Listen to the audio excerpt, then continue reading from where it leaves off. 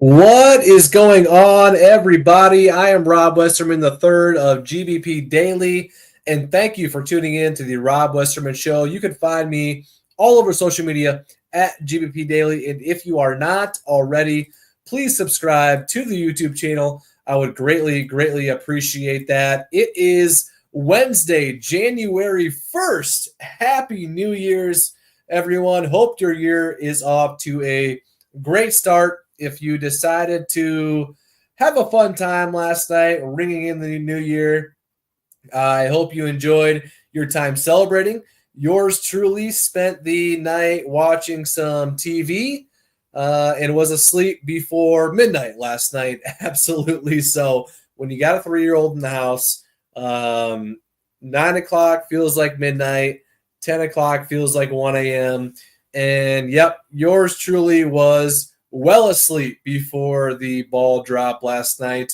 I don't know about you, but I have officially turned the page onto Week 18, which is crazy to say. Week 18. It is Bears week. Packers-Bears, Sunday at noon, Lambeau Field. I know there's not a ton at stake here, but there is still some things to play for this coming weekend. The Bears, as we are used to during this time of year, are not playing for anything, to nobody's surprise. But the Packers are playing for the 6th overall seed. Here is the situation. If the Packers win and the Commanders lose, the Packers will be the 6th overall seed. If the Commanders win, it does not matter what the Packers do. We will end up with the 7th seed heading to Philadelphia to play the Eagles, which, hey, what happened last time as the bottom seed in the playoffs and we headed to Philadelphia to play the Eagles? We, as we all know, won the Super Bowl. So I don't want to be the one making that parallel, but hey, it is what it is, right? So a lot is going to happen over the next week, and it's going to be fun, right? We're going to wait and see what happens this weekend. Hopefully we can win. Hopefully the Commanders can lose, and hopefully we will get the 6th seed playing most likely the Rams. Now, there is a slight possibility that we will play the Buccaneers, but as of right now, the most likely scenario is heading to Philadelphia in the first round of the playoffs. Some other news here, some somewhat breaking news, right? Jaire Alexander is most likely done for the season. Coach LaFleur was talking earlier, said he will be going under for some surgery for his knee. We've been going at this situation for quite some time, and yeah, it has not turned out good whatsoever. We were hoping pretty much the last few weeks that he was going to be able to play, and that is not the case. He will be undergoing surgery for his knee and is most likely done for the season. I had seen some things where maybe if we make the Super Bowl, he could come back. But in my opinion, if we make the Super Bowl with our defense the way it is, then guys like Carrington Valentine, Keyshawn Nixon, Eric Stokes, they have got to be playing pretty well. And will we need him at that point in time? Sure, it'd be great to have him back. But if we're playing well, if we're making the Super Bowl, then I don't think Jaire is on our list of things to worry about for sure. So let's hop into the comment section here. And as always, the Nicolet Law hotline is now live. If you want to be a part of the show, you want to ask a Packers question, you got a Packers-related comment, you've got anything related to the Packers, give me a call on the Nicolet Law hotline. Number is on the screen, 319-242-2332. My man, Armin, is in the chat. Matt's play calling is not as good as last season. Why Kraft and Reed are not in the action the last 5 to 7 weeks? Jair is out for the season. Why is Kalen King not getting playing time? Armin, Kalen King is not getting playing time because I don't think he's proved in practice that he is deserving of playing time, at least on the defensive side of the ball. Special teams, sure. We know he popped in a couple weeks ago and had some special teams action. But as far as getting some defensive snaps, it's hard to kind of break that initial / secondary core of Eric Stokes, Carrington Valentine, Keyshawn Nixon on the outside. I feel like he would need to show quite a bit in practice to get any sort of playing time as a cornerback. Now, I do think that he probably should get some playing time on special teams if he is activated, but he is not. So we shall see. What is going on? You are on the Rob Westerman Show. Who am I talking to? Where are you calling from? This is Eddie from California. Eddie from California. Eddie, how we doing? And what do you got for me? Good. I wanted to ask, seeing the Josh news, do you think there's a possibility of them signing guys like Pat Peter, J.C. Jackson? As far as like for maybe a playoff run is what you're thinking? Yeah. You know, as much as I would like to bring in a veteran guy like Patrick Peterson for a postseason run, I'm kind of at liberty to really answer that right now because I feel like they're probably waiting till after the Bears game to kind of make those kind of decisions. Now, would I mind something like a Patrick Peterson coming on the squad for a postseason run? Absolutely not.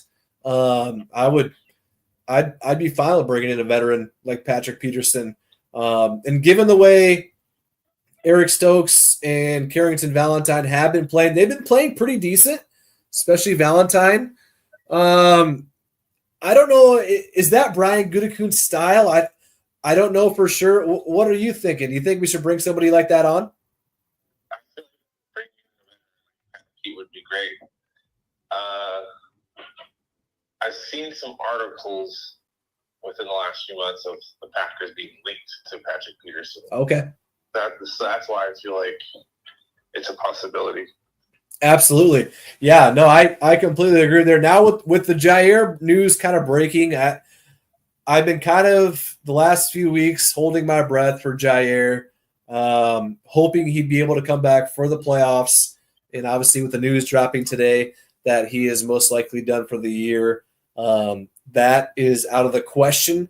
Yeah, now, like you said, Eddie, we're kind of at a point now where it's like, okay, what are the other options? Do we bring in a veteran guy, like you said, with Patrick Peterson?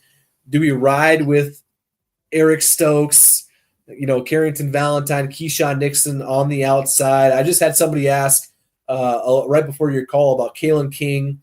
Do we put our playoff lives in their hands as far as the secondary? I don't know. Let me ask you this. Do you think we're okay as far as the cornerback position right now heading into the playoffs? Do you think we can make a run with those guys? I'm not 100% confident, but right, I do believe so. If Stokes can get back to what he was his rookie season. Yep. Yeah, I'm with you, Eddie. If he can kind of find some sort of a groove, and he's gotten into a groove the last few weeks of not giving up huge plays. But, yeah, if you're asking me as far as making a run for the Super Bowl, having guys like I said, Carrington Valentine, Eric Stokes, Keyshawn Nixon on the outside, and then when you consider the guys we're going to be going up against with most likely the first round will be with the Eagles, A.J. Brown, Devontae Smith, Dallas Goedert, and then we'll probably run it back with either the Vikes or the Lions, whoever ends up with the 1 seed. If we do end up winning, you're talking, Justin Jefferson, Jordan Addison, or Jameson Williams, Armand St. Brown. And then I guess for the NFC Championship game, that would be whoever I guess remains if we do continue to win, whether that is the Lions or the Vikes or the Commanders or the Rams. It seems like every team in the playoffs has a pretty strong receiver core. I don't know with our guys that we have now that we'd be able to hold down that sort of gauntlet as far as a receiver core goes, going through 3-4 games of that type of stuff. And then once you get to the Super Bowl, who we see in probably the Chiefs, maybe the Ravens, maybe the Bills. And surprisingly, those guys don't have – all three of those teams I feel like don't have as strong receiver cores as most of the teams in the NFC. At least that's where my thoughts are. I don't know if you're right where I'm at or not. I mean, I'm where you're at. I just feel like bringing in Pat P, he's probably, I think, the best remaining corner in free agency. Yep. Even I saw Javon Bullard was struggling last week against the Vikings. Right. And even if Pat P can't do what he used to be able to do at corner, we can possibly move him to safety like Charles Woodson. Yep. And I think you can move Evan Williams in the slot whenever he comes back. Absolutely, yeah. That's another question, too. It's like not only is our cornerback depth, not necessarily the greatest, then you throw in, is Evan Williams going to be back? Is Javon Bullard going to maybe start playing at a little bit of higher level? I almost posted the other day, because I'm not a huge film guru guy. I'm not a huge film analysis type of guy. I almost posted the other day, but I didn't want to get chastised. But I was going to post, is Javon Bullard playing okay this year? Is he playing bad? Is he playing good? I really feel like I haven't seen much from Javon Bullard this year. I'm not sure if you have any insight, Eddie, but I feel like he hasn't really made or done a whole lot of positive things when he's out there. I think it's more so it was Evan Williams taking over that position. Right. I think Bullard would be fine at safety. It's just I noticed they've been lining him up in the slot a little bit. Yep. And that's a struggle. Absolutely. Yep. No, I appreciate you, Eddie. Any last words before I let you go? Let's go back, go. Go back, go. How about a prediction for Sunday? How about a prediction for Sunday?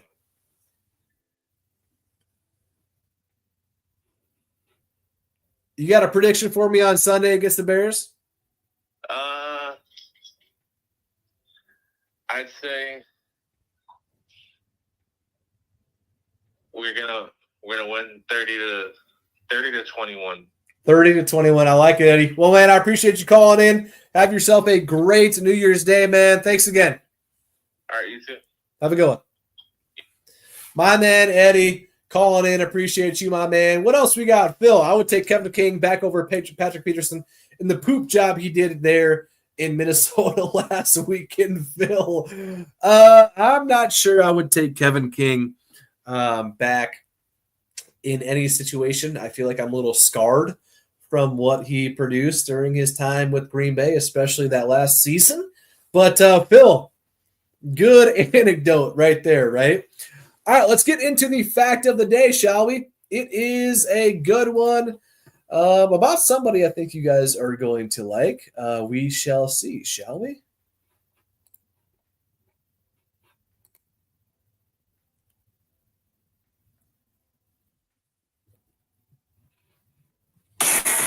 It's time for your Green Bay Packers Fact of the Day, brought to you by TickPick. TickPick guarantees to have the lowest prices on Packers tickets. If you find cheaper tickets elsewhere, TickPick will give you 110% of your money back. If you want $20 off your next ticket order, use the code Packers20 at checkout. That's Packers20. This promo code can only be used in the app, so be sure to download the TickPick app today. All right, your fact of the day, a good one. Pro Bowl fan voting concluded last week, and among the NFC North representation, among the top 10 in each position, this is how the NFC North finished. The Lions with 19 players, the Vikings with 15 players, the Packers with 13 players, and the Bears with 0 players finishing in the top 10 of their respective positions. Are we surprised? The Bears have been the bottom of the barrel example for decades, and the tradition continues. So shout out to the Bears for just kind of being that example of thank goodness we're not like you guys. And shout out to TickPick for partnering up with myself. I used TickPick for the Packers-Cardinals game back in October. I used TickPick for the Packers-Dolphins game on Thanksgiving. And I may be using TickPick for the Packers-Bears game this upcoming weekend. So they put their money where their mouth is. If you find cheaper tickets elsewhere, they guarantee the cheapest Packer tickets on the market. If you find cheaper tickets elsewhere, they will give you 110% of your money back. Download the TickPick app and use the code Packers20 for $20 off your order today. What else we got going on here in the chat? Luke, greetings from Germany. Luke, greetings from the U.S. Good to see you. Captain, as Private Hudson says from the movie Aliens, that's it, man. Game over, man. Game over. Well, it's not game over for us because the playoffs are just about to start. And as you know, everybody starts 0-0. And hopefully we can get some things turned around and start playing in a little bit more of a positive way, right? All right, guys, that is going to do it for me today as far as the show goes. But as you know, the content never stops. I'm always posting anything and everything Packers related all day long. So be sure to follow me at GBP Daily on every social platform. If you are not already, it would mean a ton if you could subscribe to my YouTube channel at GBP Daily as well.